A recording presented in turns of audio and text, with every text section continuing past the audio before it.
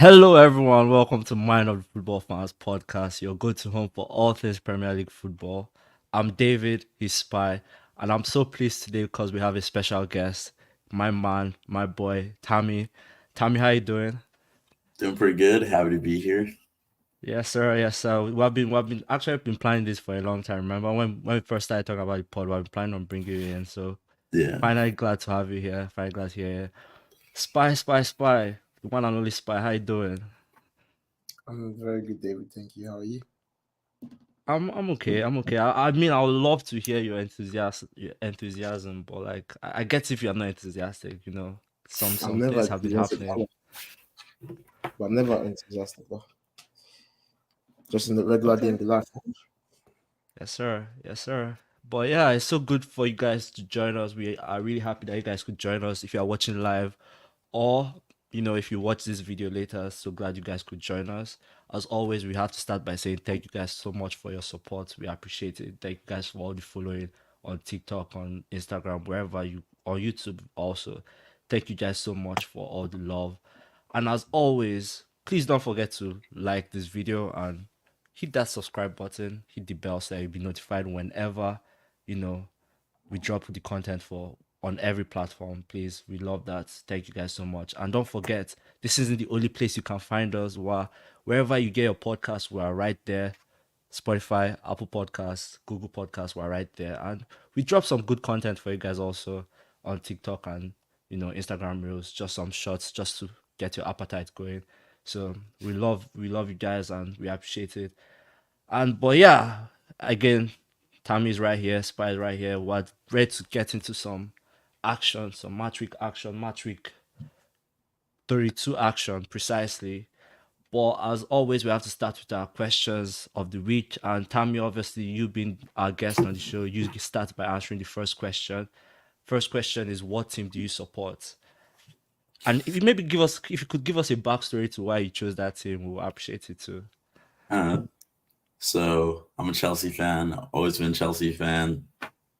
It's kind of a silly story, but like I used to like have I had an afro when I was a kid, and then I hated getting my hair cut. I hated doing that. And then one time it was kind of a terrible game, but it was Chelsea playing, I don't know, like Palace or something. It was terrible game. We were parking the bus. And then I completely forgot that I was getting my hair cut. I was just watching the game and I was just so focused on the game. And after that, I started supporting Chelsea from that point. That's pretty good though. We all have crazy ass stories to why we started supporting the teams we support. So it's crazy. Thank you for sharing. Thank you for sharing, Tammy. Spy, kick us on. What team do you support? I'm a football fan. He's a football fan. He doesn't want you guys to know the teams he supports. Well, just for the fans, I'm a Manchester United fan actually. Oh, I'll give you a little backstory why I support Manchester United. Growing up, I was a left footer. My dad always like tried to force me to be a right footer. So growing up, I loved Messi. Became a Barca fan because of Messi. And well, Messi's rival was Ronaldo at that time, Mm. which I was watching Ronaldo in Manchester United, not really watching it, but growing up hearing Ronaldo, Messi, whatever. When Ronaldo left Manchester United, my favorite color was red as well. So I was like, Ronaldo's not there anymore. I don't see a reason not to support Messi's rival or ex-rival's club. So I said, why not? And I went, and now I'm a Red Devil sometimes. Sometimes, yeah. The results. Sometimes the results make you doubt the club you support. But as for me, I'm an Arsenal fan. Backstory about it. It's one of the first teams I watched. It was Arsenal, Chelsea. Those were the first two teams actually I watched when I actually got into football. So I just picked red. Red was beautiful at that time, man. Since then, we've been there through thick and thin, and now with the high. We've been there through the low, and now we're at the high. So Just to clear that out, fake red, yeah? Because there's only one real red in Premier League. we can't be doing this Liverpool. right now. That's why they're coming for that title this season. They're gonna bottle it. 21. Uh, anyways, let's know what team you guys support in the comments. If you are watching live or if you are watching after the live is concluded, please let us know what team you support, and we'll get back to you. We'll share. We hope to connect to you guys. This is one of our ways of connecting to you guys. So please let us know. And our second question is: has any team convinced you they should be higher than they are right now, based on their performances recently, or like just overall the whole season? Is there any team that you are looking at and like this guy should literally be higher than they should? Tammy, let's go. For me, I'm gonna have to say Luton. Okay, okay, that's a From fresh shout. from the start of the season, because I remember when we played them, it was 3-0 last 80 minutes of the game. The game ends 3-2 last 10 minutes, and honestly, they could have beaten us then. And since then, because I know they gave Arsenal problems, right? They gave City problems. I'm not sure how they played against Man, but they have something about them, and I like their squad. There's a lot of young players, but they also have guys like Barkley and like Townsend. Like there's some old Premier League players, really experienced guys who like they played at those mid-table clubs, but now that they're at the end of their career, there's some of them are on Luton, and I think like the mix of like they have a good balanced Mm, squad in terms of like ages and profiles, and I think like especially at home, they really put on performances. They really like you can never count Luton out. Like they're always like the full 90 minutes, they're always going for the win. They're always trying to get a point. yeah, that's a good shout out actually. Actually, when I was thinking of this, I didn't even think about Luton, but that's a fair Mm, shout out. That's a fair shout. Spy. I think I'll go with Wolverhampton. Okay, okay, let's go. Recently, they've been getting some, good results from some games that you don't usually expect them to get results. Their striker has been on an immaculate form. Their players have been on form upon they went through injuries. I think even they had a manager change this season, if Yeah, I'm not mistaken, and through that you still kick on, still driving, still on the about to be on the top half of the table. But I feel like they should be on the top half of the table because, in my opinion, they've performed better than teams like Brighton. Brighton started off good, but now they're falling off. So I think they should be above Brighton. Just to put they've performed better than Chelsea as well. You can agree, you can disagree, but yeah, I think so. I think they should be on the top half of the table. yeah, definitely. And just to add to that, because that was also my answer too. I did pick Wolves. I feel like when Wolves came to the season with Gary O'Neill coming in, no one was sure what to expect, especially because they also didn't do anything in the transfer market. They didn't bring in players that you'd be like, okay, this guy can actually change this team. So when you look at all that and then you look at the results they are picked, and you're like, and then most of their losses have all come from really poor refereeing decisions. Okay, no, let me rephrase that. Not poor refereeing decisions, but debatable refereeing decisions. Like awarding penalties when you probably should not have awarded penalties there. So they have played off, and it's just I feel like they should probably be higher, probably between eight. I don't know where they are right now, but yeah, Wolves is by shout. But again, great shout to Tammy to Luton. Luton obviously deserve it. Bournemouth is another name that deserves it for going all this teams that way. So yeah, but thank you guys so much. Again, let us know what team you think, either in the Premier League or any other league you think. Let us know in the comments. And yeah, I would love to connect to you guys and just have fun and keep keep vibing together. Yeah. But with that being said, let's jump into the main business of the day. Premier League football. Match week 33, 30. No, sorry, match week 32. My bad. Match week 32. And we have to start with the big one, the big game of the season. Well, not of the season, well, the match week. Um, at Old Trafford, Manchester United 2, Liverpool 2. Very weird game, to be honest. None of the teams were organized. I don't know. None of the teams were just yeah. organized. Like, it was just a lot of mistakes. Like, the goals, yes, were brilliant. Like, don't get me wrong, the goals were amazing, but they were just from mistakes. Like, the mistakes were just a lot. Like, that's what I mean by weird. I look at it and you're like, what's going on here? Like, this is a United game. Like, individual brilliance wasn't there precisely. Um, and then obviously, from a United point of view, in the first half, no shots on goal. Or no shots at all, actually. Not even on goal. Just no shots at all. I think since like either 2015 or 2011, I'm not sure which of the years precisely. That's a crazy thing to think about.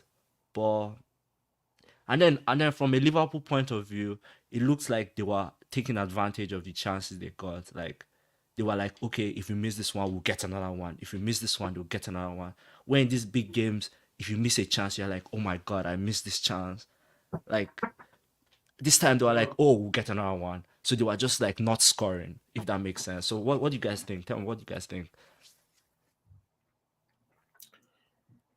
Oh, Well, sorry, Spurs, the United fan. What do you guys well, think? from a fan's perspective, I would say from the past few weeks we've played horrible football.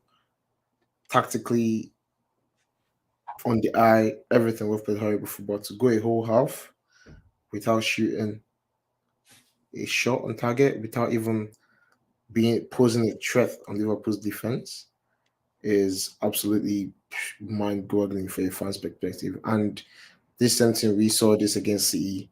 After the Rashford's goal, we just sat back. And this time around, we did not even get a goal. After that, Garnacho's was it offside decision? We just sat back. And Liverpool had close to 12 shots in the first half. Some good saves by Onana. And we're just, if Liverpool converted all their chances, I feel like United should have been down at least seven halftime, at least seven. Poor marking from the corner for Luis Diaz's goal. Awful marking. Don't know how he's opening the. That's shocking. I don't want to get into that detail, but yeah, from that perspective, no shots in the first half. Tactically, that is awful. That is awful tactically.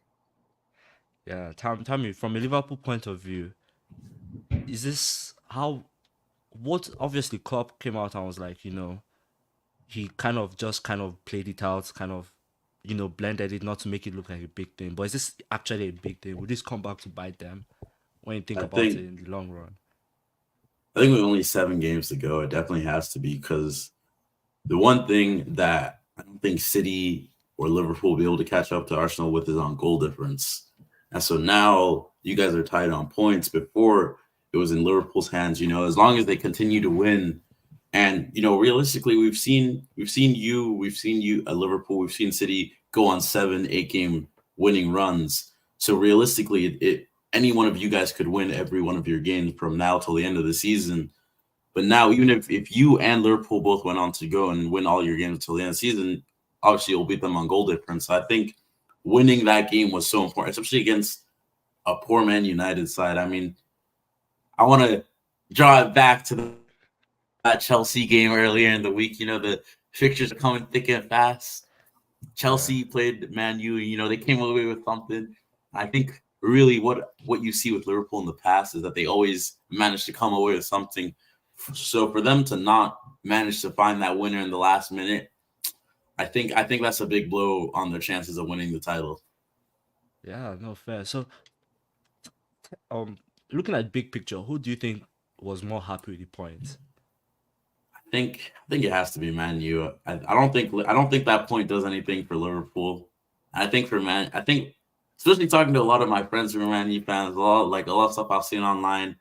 I've seen like Man U were gonna get spanked 4, 5, 6, and better finishing on the day. Onana making a couple of it was possible that could have happened. I mean, I just looked at the stats. I think it was 28 shots to 9. So they kind of got panned. Liverpool, a lot of shots got blocked. A lot of shots were off target. The shooting wasn't there because I think even though Man U had 9 shots, they had 5 on target. Liverpool had 28 shots. They only had 7 on target. So Mm. I think really going into the game, everyone was kind of expecting a Liverpool like a relatively easy routine win.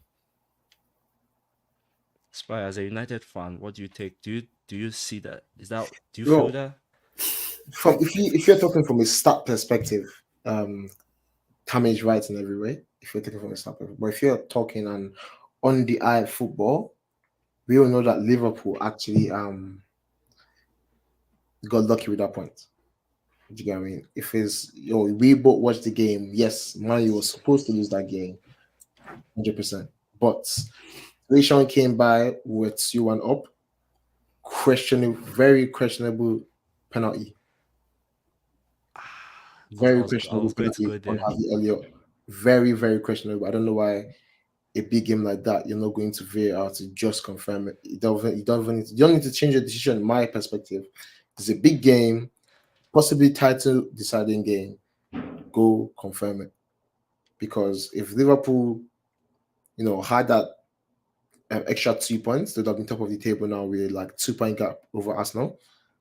United, maybe it have, I'll say, a little boost on the top five seek, but at the same time, I don't think it have really done anything. But yeah, I think that controversy is something to be spoken about. But Liverpool, I think that point can still come clutch for them because right now, even if they don't lose any game and City doesn't lose any game, all they need is for Arsenal to drop 2 points. That's Mhm. also actually get a loss and the title is theirs. But if they don't get that, all I'll say is, what does Bruno Fernandez and Dembaba have in common? The slip. Slip. I remember that perfectly. So yeah, I guess we have like 7 more games to decide if that slip will be in common or not. Yeah, nah, and to your point though, yeah, I think when I look at the big picture, right, I think Liverpool will be grateful with the 1 point because they were 10 minutes. I mean, I can't remember if it was 10 minutes to go or 8 minutes to go. They were down 2-1. 100% be happy to have taken the points with 2-1, 2-1 down with 10 minutes to go. So, yeah, fair enough. But again, it was a good game of football. Don't get me wrong, it was a good game of football, but no team necessarily controlled the game in terms of like dominated the game. I mean, yes, Liverpool had the more shots, but they could not finish it. They just over the bar. And I think I remember the Nunes chance. Was it what 5-on-2? Like that Mm. Trent Arsenal thing. I was like, how do you even miss that? Like, come on, but Darwin, Darwin. But it's not. yeah, But the only thing about him is that he gets himself into nice positions, very beautiful positions. He's got that natural striker instinct, but to finish it off is the question. yeah, definitely, definitely. And yeah, so but good game of football, can't complain. We'll take it. So moving on to our next big title contending team that played in the weekend. They actually started off the match week. Crystal Palace to Man City 4. The first half was kind of bland from City, let's be fair. Other than the KDB goal, City had nothing going for them. It was quite. I mean, obviously, Palace scored early, and you knew your eye as Palace scored, you're like, yeah, these guys are going to get it. You just kind of knew these guys were going to get it. Like they scored too early. If they had waited to like the 80th minute, maybe to like have scored. If the game was still 0-0 to the 80th minute and they scored, it would have made sense. But Are you they scored. speaking from the football perspective or an Arsenal perspective? Ah, I mean, from both though, from both Arsenal On both, football. I don't think delaying his score should be should be the problem right now. But yeah, no. So either ways, if the score had was 1-0, 80th minute, yes, I'll say they could sit on the low block and actually defend. But then they score 4 minutes into the game against City. Like you are not winning that game. I'm sorry. Um. So, but yeah, first half was bland. What a pep talk by Pep. What a halftime talk by Pep because they came back in the second half and 5 gears up they went on, and I'm like, these guys are crazy. It was just total domination by City. Then they stupidly allowed one more goal at the end to make it 4-2. But anyways, what do you guys think of City? Do you guys think they are dropped? Do you guys let me put it like this. Do you think them conceding this kind of silly goals will come back to bite them in the ass? Like maybe they play against Spurs or one of these other teams. I mean their fixtures are easy, but like do you think this conceding this kind of stupid goals will probably come back to bite them one of these games? I think I think because with this game they only played three center backs. They just played like a flat like it was three at the back, and they had a lot more attackers on the field because they played almost five attackers. So I think like in those more serious games, Pep has been playing the back four with all four center backs. So I think when it comes time those crunch time games, those Champions League games, that game versus Spurs, I think they'll be a lot more solid defensively. And I think I mean this game, KDB, what 2 goals and an assist. I think that's really the factor for Man City's like when you take off those extra attackers, as long as you can still keep KDB on the field, he can always score, he can always create something out of nothing. He can just be that match winner out of nowhere. And just to add to that, in terms of goal difference on the league, would it affect City? I don't think City are pushing for a goal different type of game. I think they're pushing for the points type of game, and that has the points would not be a problem to City based on their coming fixtures. I think they're going to ace everything. 7 wins for City, in my opinion. In terms of the back line, as Tammy said, the formation was a bit. You could tell that they were going to concede, but in terms of playing the force of attack versus defense, attacking is the best form of defending. So if you keep attacking, this certain team will be also afraid to attack because if they can get countered or whatever, you have the likes of Haaland, Grealish, KDB, and besides, City are going through a bit of injury crisis for their captain, Kyle Walker.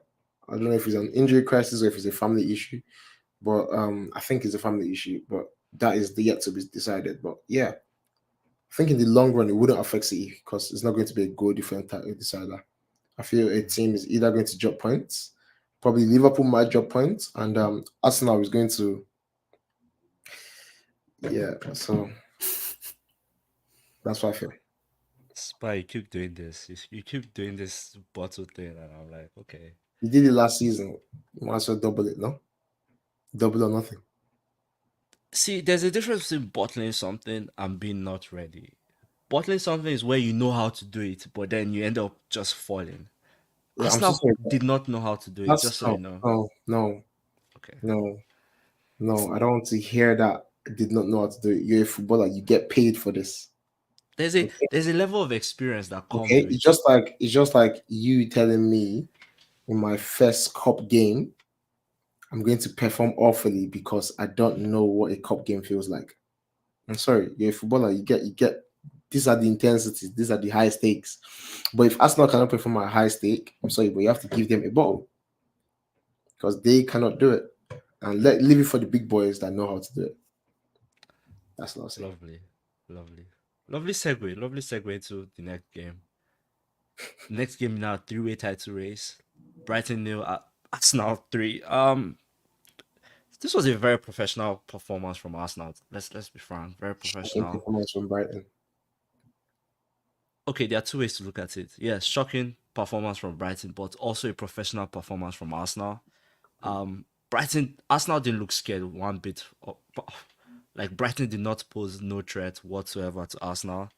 Arsenal looked like Arsenal out of all the three teams. Let's be honest, Arsenal looked like the proper team, or let me say, well balanced team in terms of balanced attacking, defensively, balanced midfieldly, or if that's a word, and balanced attackingly. It's just there's just a good flow from defense all the way to offense. So like when you look at that, what do you think of this current Arsenal team and like what is in store for them? I think I was happy to see Jorginho and Rice finally playing together. I don't think I know that Havertz has been playing well, but as a Chelsea fan, I don't think that Havertz is your best. I don't think he gets into your best midfield. I think that Odegaard, Rice, Jorginho midfield is a lot more exciting than any midfield that has Kai Havertz in it. And even Jesus playing left wing, I because for a long while I don't think his future going forward for Arsenal is as striker. I think as a backup striker, I think he's there, and I know he played left wing, but I think as someone who can get, I think he's someone who can give Saka a rest because you guys don't have that right winger. Like maybe Nelson, but Arteta doesn't really like to use Nelson. Trossard maybe, but he more so plays on the left and up top. I think Jesus, I think he performs really well out wide, and I think he gives you a different dimension. So I think he like using Jesus out wide is going to be big for your chances of winning the title if it allows Saka to get more rest time and for him to stay fresh. And for those big games, he's actually he's getting the rest before time, and because last season he played almost every game, and I think that was really what it was the fatigue at the end of the season that really caused you guys to. Oh my god. I love that. I love that, and I agree with that so much. I love that little gesture. Yeah, just to say that, and you got some lives of Gabriel Martinelli as well. Arsenal's defense. I love what Arteta has done with the club. I'll be so honest. lives of Ben White, Saliba, so on and so forth. There's that balance there. The only place I'm not confident in with Arsenal squad is their keeper. I don't know if it's a man or a girl in their post to date. I don't know, but it's a very well balanced team. The only spot that's missing is that number 9 position in Arsenal. I think they need a replacement moving forward. But if they see out this season, then they can look in the transfer market for a better striker because Gabriel Jesus is not really giving them a striking option.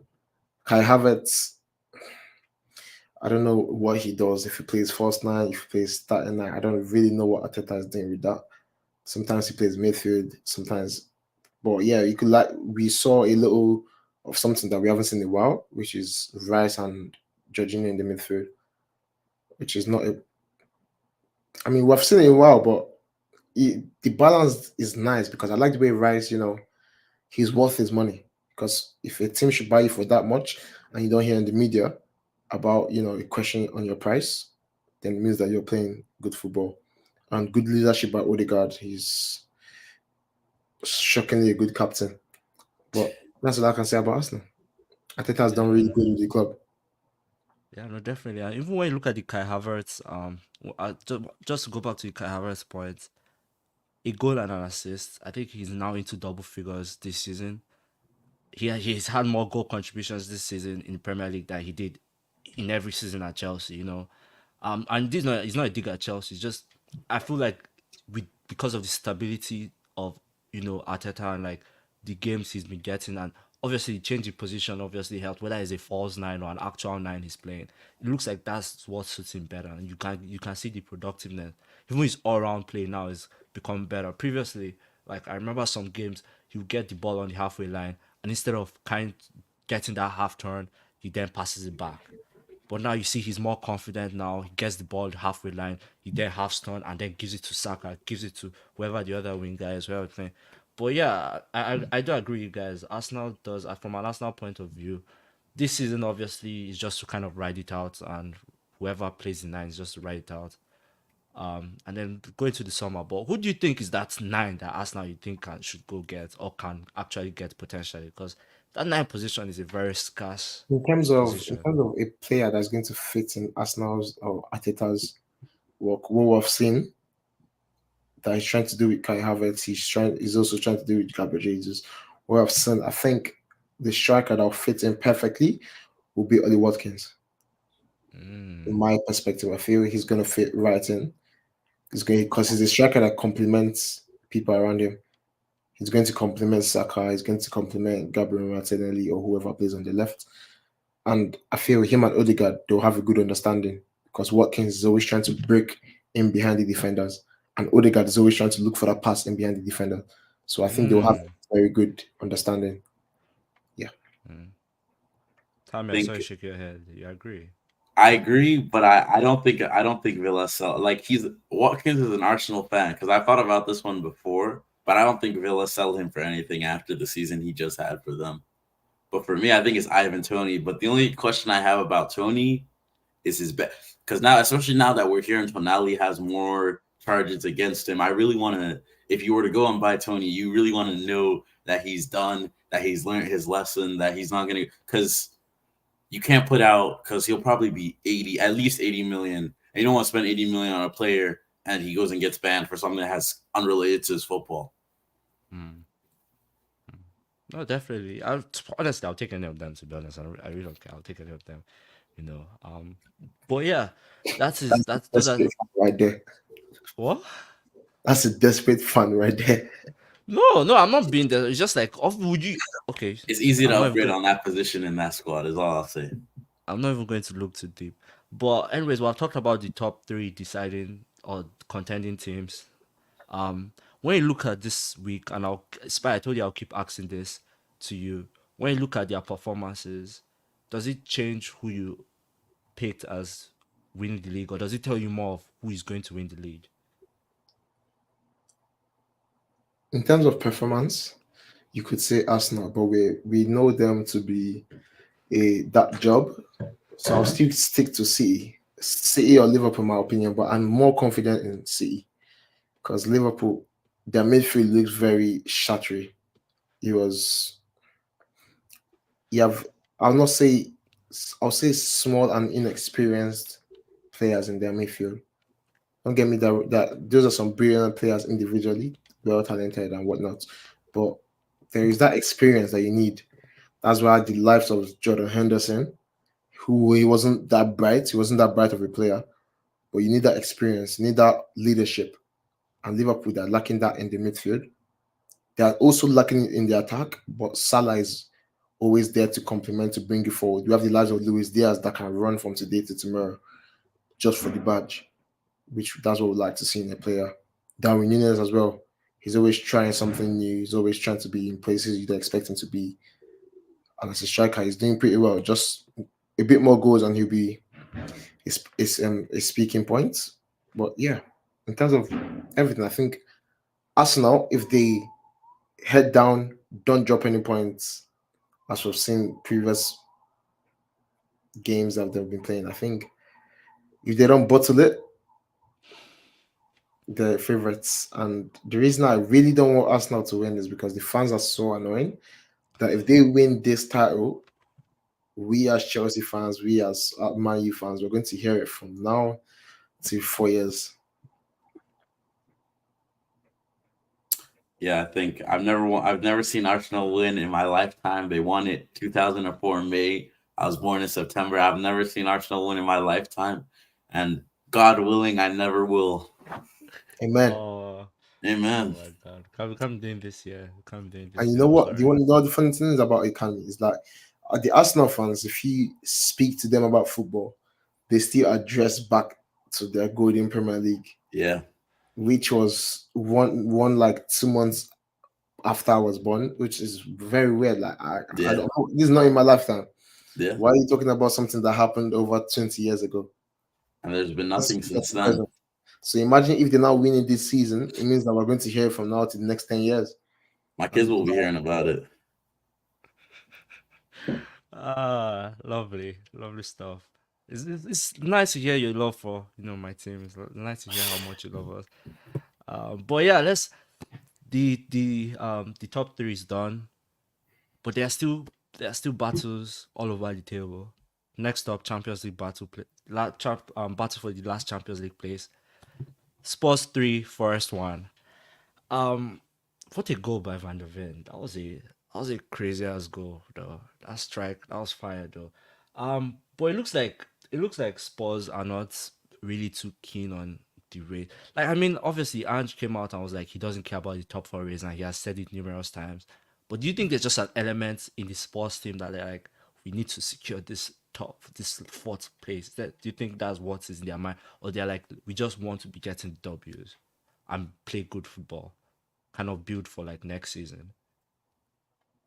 I think yeah, bro. I think Ange is a very honest manager, and I think you can almost take what he says mostly at face value, like because he's kind of right. It's yes they want to get top four, but if you just focus on winning games and you're going match by match, if you're winning most of your games, you're gonna end up in the top four either way. So I think you look at the table now. Spurs are fourth, same points as Villa, who are fifth, but they have a game in hand.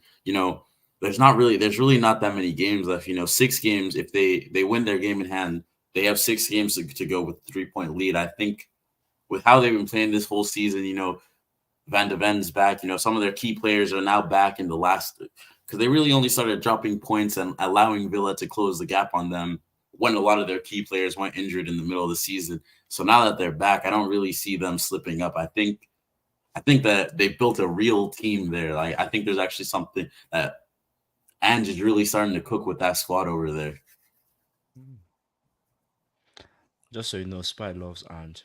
He loves like I was Ange. saying, Ange ball is a myth, and to always be a myth.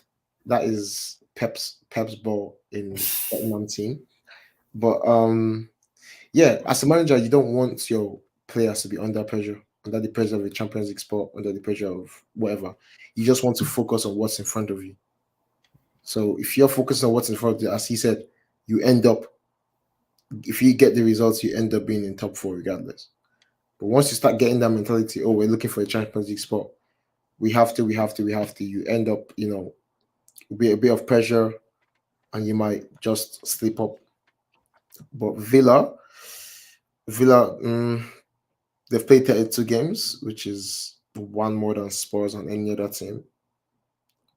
Sometimes you being a game ahead can be a good thing, and sometimes it can be, most times it's a bad thing. If you're a game ahead, it gives the other team pressure.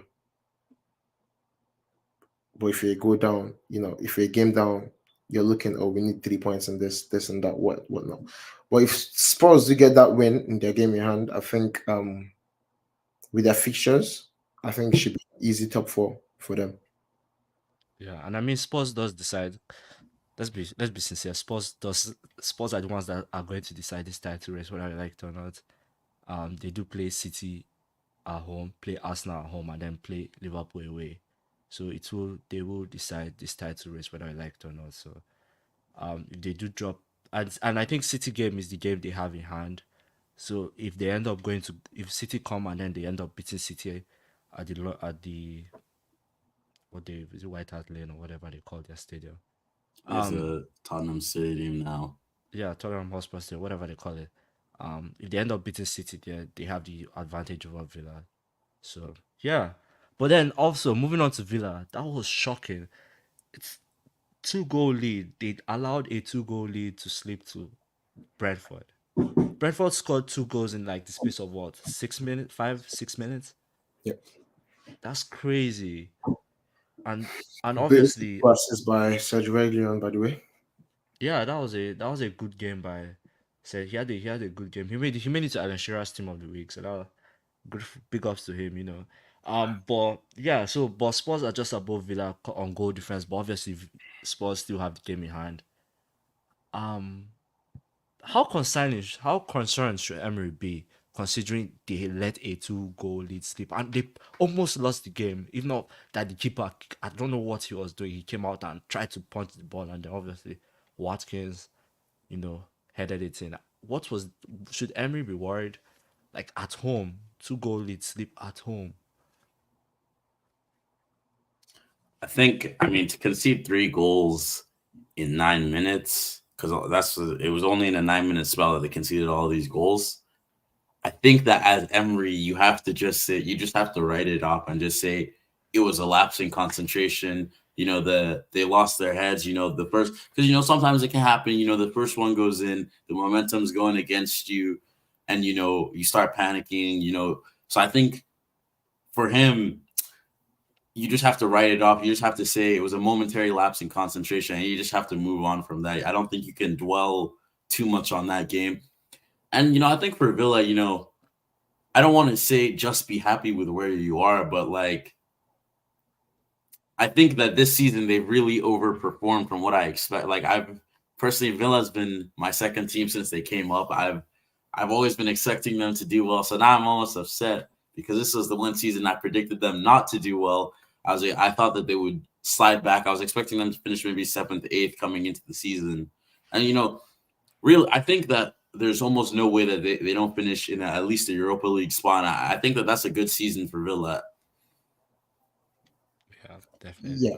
To concede 3 goals to a struggling Brentford team is also a question that should be studied.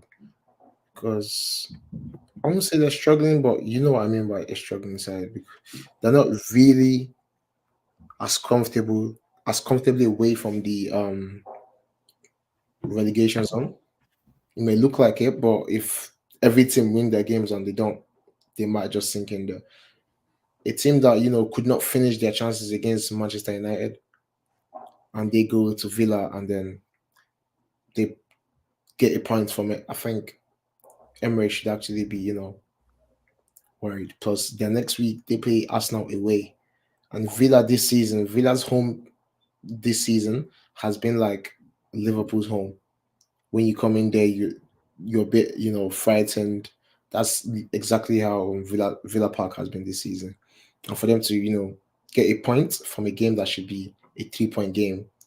Plus, that was that game. That was like their extra fixture. Let me use that word, extra fixture, because now they have 32 games. They've played 32 games. And other teams have played 31.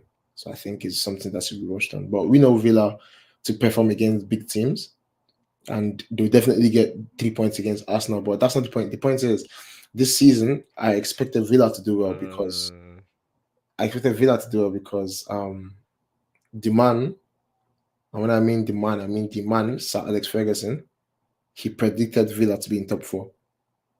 I still feel that is possible. That is possible. But we have to wait to see. Yeah, definitely. So when you look at all these three teams fighting for that last European places, who finishes um who finishes fourth, fifth, and sixth respectively out of these three teams? That's kind of where it's headed.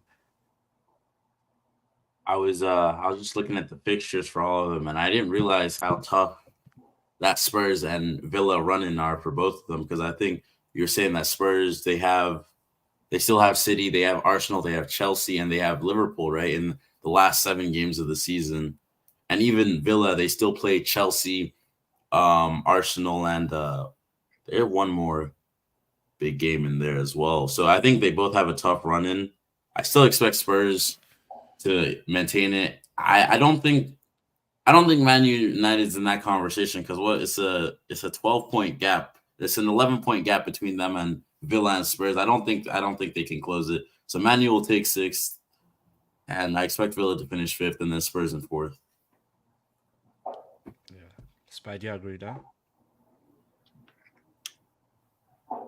I think if you just swap out the Spurs and Villa, swap them positions. If Villa four gives Spurs fifth, then I agree with that. Fair, fair enough. Lovely, lovely. And before we get to other results, just want to touch on this just because we have our special guest here. I think we already know where I'm going with this. Sheffield 2, Chelsea 2. In the past two out of the last three games Chelsea have played, they have led and they have given up leads to relegation struggling sides, both home and actually, You can throw Man U I in think there they were both too. away. No, Man U, Nah, Man no, U. but we gave up a lead in that game as Yeah, well. that's what that's what I'm going with it, and I'm like, obviously, okay, yeah, even against mine too, but Yeah. you guys end up winning that one, so I'm not looking at it. So after the win against United, you look at this fixture and you're like, Chelsea should 100% win this. Like, there's nothing that should stop them from not winning this, right? And then they come to Sheffield, they score the first goal, and then Sheffield literally take over the game. Like, Sheffield actually dominated that game. Chelsea are lucky not to have lost that game. And then they consider the first goal. Then Madueke comes and scores the what a goal by him, by the way. Yeah. Just that was a Fantastic goal. finish. That was a finish. And then they concede last minute to Oliver McBurney. How worried should this? I mean, what is the cause of this inconsistency? Is it because the team is too young? Is it because they're too inexperienced? Is it as a Chelsea fan? What do you see? Because obviously, if you say if they are too young, then how long should we keep giving them the excuse of they are too young or they are all new and they are trying to gel type of thing? I don't really believe in that excuse of they're too young.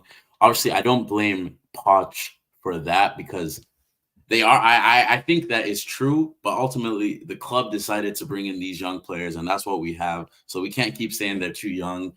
Now that they're here, now they just have to perform. But for me, I really look at Poch because some of his substitutions. I mean, because you talk about that last minute goal.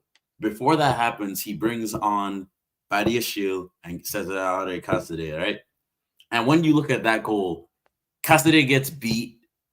They cross it in. Badiashile misses the header. They score. So immediately, both of his subs are directly the cause of the two. And even before that, he takes off Palmer and he takes off Mattaway. And this isn't the first time this season where he's taken off our best attacking players in a game that's still 1-0. And, they come back and all of a sudden we lose that attacking threat because you take off Palmer, you take off Madueke, and now all of a sudden they have nothing to think about. There's no threat going the other way. They can start pouring people forward because they know that now there's no one really up there that's going to cause them any problems. Like Palmer really is our attacking threat this season. So once you take Palmer off, I think Madueke is again. I think he hasn't played a lot, but I think he's been good this season.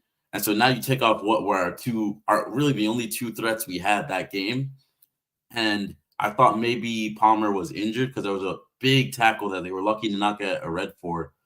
But Poch says after the game, no, he wasn't injured. It wasn't injury. He wanted to give him a rest, and I'm like, I don't know how big of a difference in 20 minutes off in a game where we should be winning, but I don't know I don't think you have the liberty, the luxury of taking that risk in a game like that, especially with where we are in the season. Because you look at those two games, right? And if Chelsea don't drop points, if we beat Burnley and we beat Sheffield, who we're up on, we're tied with points with Manchester United right now, and with a game in hand, we're 1 point behind them in the table. And that's really the thing. You look at where we are in the table, and it's you win 3 games in a row. All of a sudden, you're in a completely new position. Going in before this, we were 12th. Now we're 9th, even though we dropped points against 2 of those teams. And it's like it doesn't take a lot. You don't have to. Just beating the teams that you should be able to. That you should be beating. You should be beating Sheffield, worst team in the league. You should be beating Burnley, second worst team in the league. If you can just beat the teams that you should beat, you rise up the table very quickly. It's by Chelsea. They are our banter team. We joke a lot with Chelsea. Head loss side of that game. Just Pochettino, watch out. That's all I can say.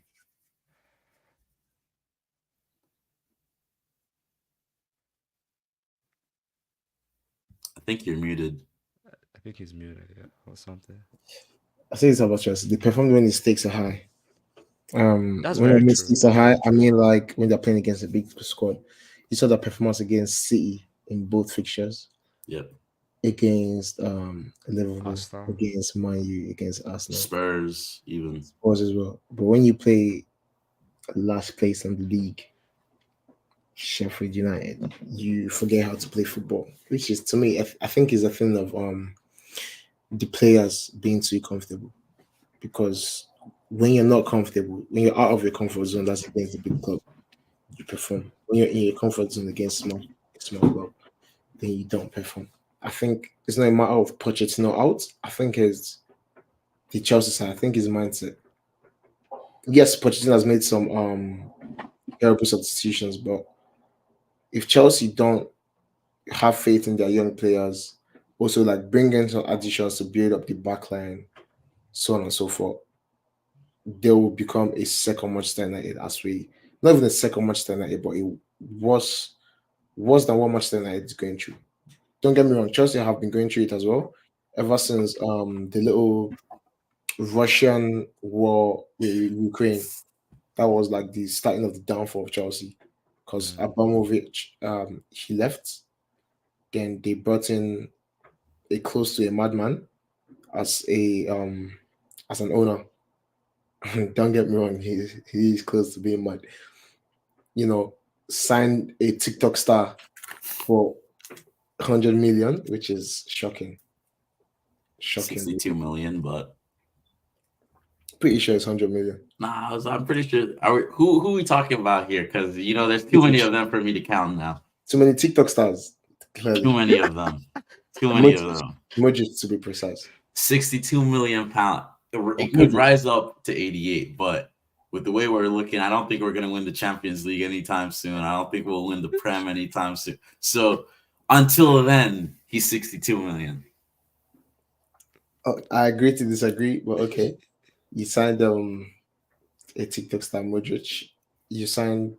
They had some good signings. They had Sterling. Sterling should be a prospect, but there's no quality around him. I had high expectations for him when he was Yeah, originally 100%. bought. But like, there's no quality around him. There's no supply. There's no that standout fixture in that standout person in the midfield. Don't get me wrong. Palmer is there, but Palmer is a good player, a very good player. But like for Pep Guardiola to not play a certain talent, there are reasons to that.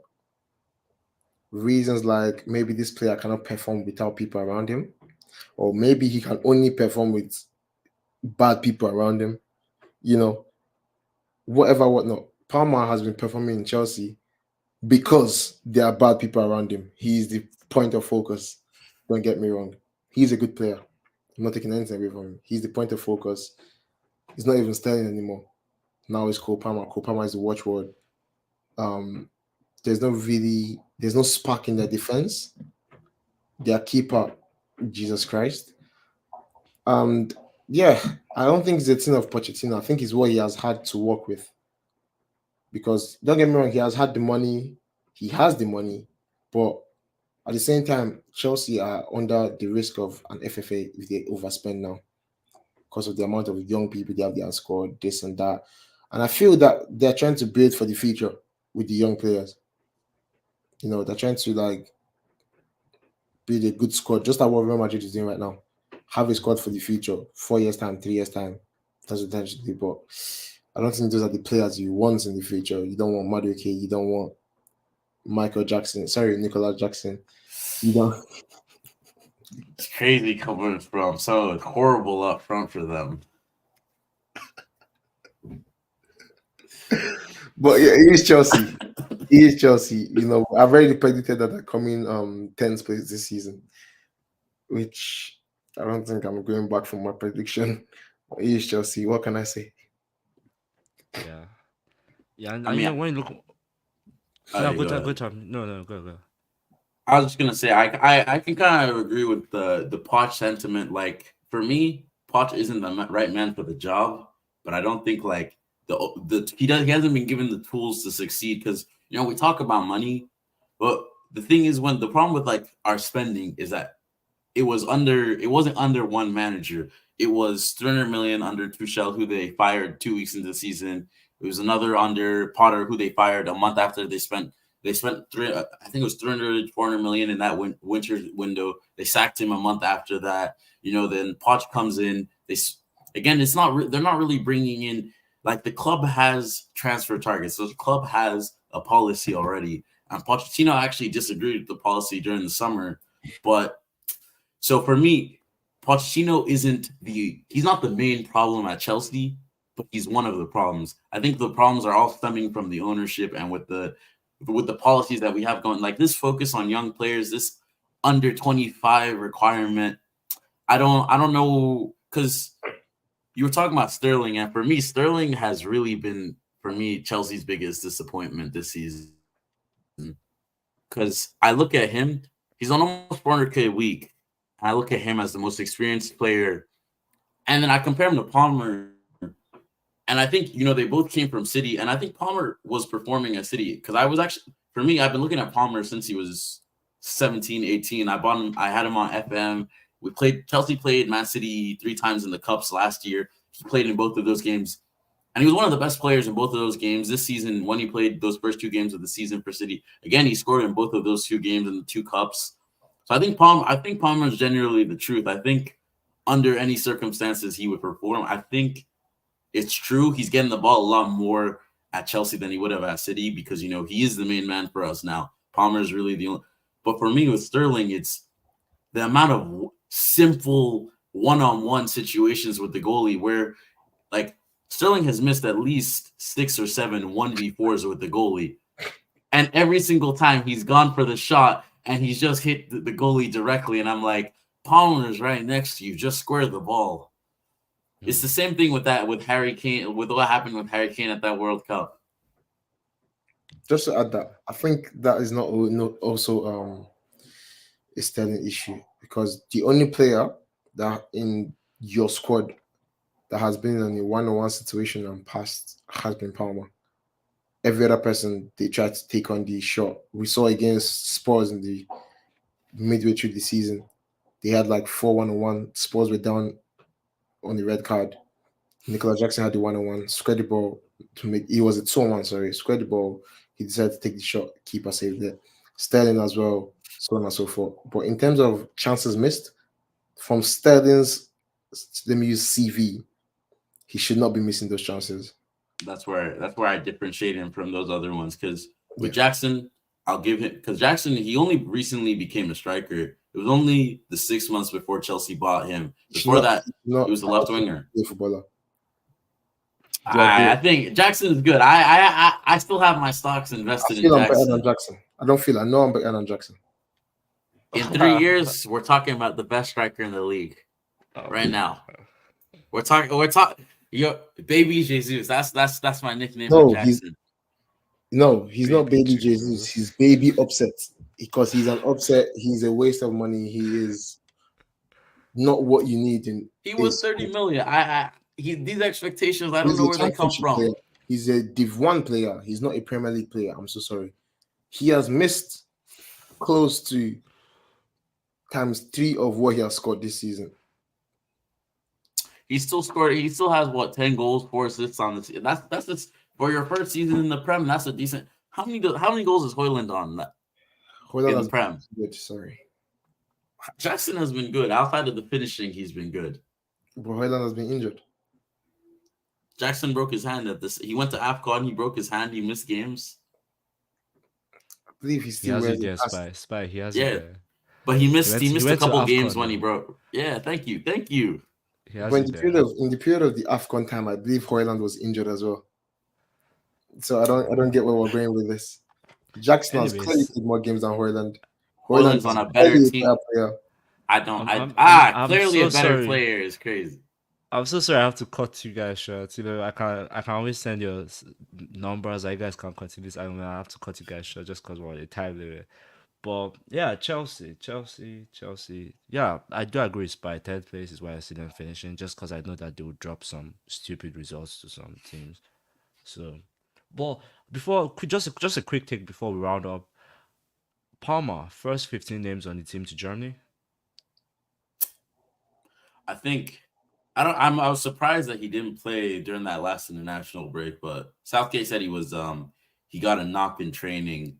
But I think he has to. I don't think he has to go. I think he has to start at the Euros. That's a big claim, Tommy. That's a big claim. He's never going to start at the Euros.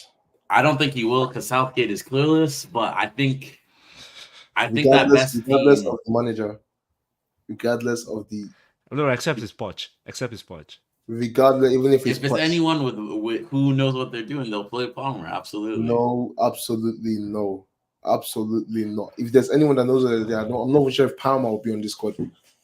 If you'll be on the plane for the Euros, I'm not sure. Come on, No. Spy. I'm the Now, one Spy. who Now, yeah, should just really be questioning is Rashford. But should Rashford be going on the plane? Is really the question we should be asking ourselves.